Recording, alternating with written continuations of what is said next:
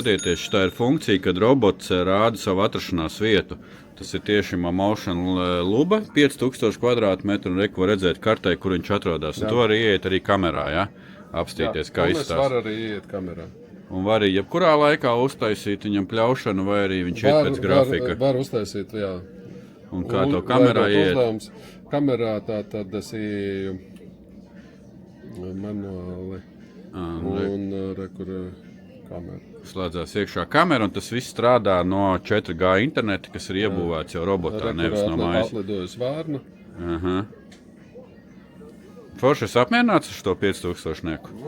Pašlaik esmu pļāvis tikai divas reizes, vairāk nav bijusi tā kā vajadzība, vēl tā zāle nav tāda riktīgi bieza.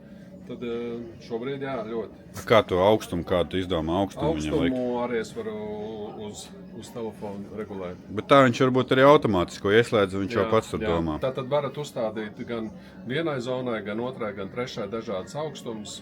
Vienam 5 cm, vienam 3 cm, vienam 10 cm, kā jūs vēlaties. Un viņš pļaus jums dažādās vietās, dažādos augstumos.